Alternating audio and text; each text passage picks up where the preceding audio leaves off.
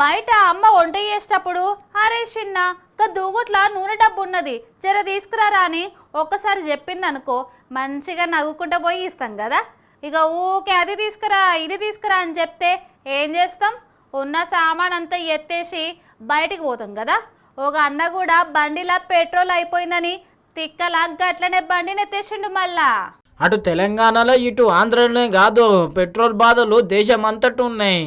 ఇక ఏదన్నా petrol bunk తెరిస్తే గా పెట్రోల్ బంకులకు మస్తు మంది లైన్లు కడుతున్నారు.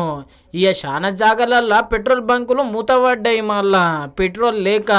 అందుకే గీ అన్నకు ఏం చేయాలనో సమజ్ కాలేనట్టున్నది. ఇక బండి నడిపేటప్పుడు పెట్రోల్ అయిపోయింది అని చెప్పి జనగాం శివరస్త కాన్నే గిట్ల బండి కిందెత్తేసి గా బండి కాన్నే కూర్చొని గిట్ల నిరసన తెలిపిండు మళ్ళా.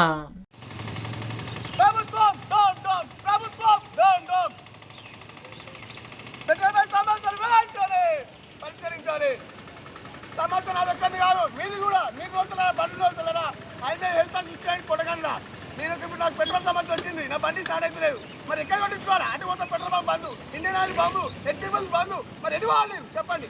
పెట్రోల్ బంక్ సమస్యలు పరిష్కరించాలి. ఈరోజు నా సమస్య, రేపు నీ సమస్య కదులు మాట్లాడదాం. సమస్య ఉంటే మాట్లాడదాం రండి, ప్రభుత్వంతో మాట్లాడదాం రండి. పెట్రోల్ బంక్ సమస్యలు అగో చూసిరు కదా తొవ్వపొంటి పోయేటోళ్ళను కూడా అటకాయించి మరి మీకు పెట్రోల్ బాధలు లేవా, నేను మాట్లాడుతుంటే నాకు మద్దతు తెలుపుతలేరు అని అడగవచ్చే. మొత్తం మీద అన్నకైతే మస్తు పరిశాన్ వచ్చింది పెట్రోల్తోని. ఇక చాలా మంది బయట చెప్పుకుంటలేరు కానీ గిట్లనే ఉన్నది మళ్ళా అందరి బాధ.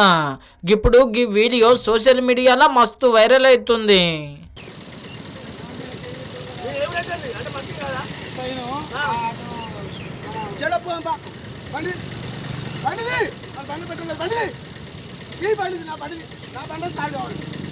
ఎందుకంటే సమస్య అందరిదండి.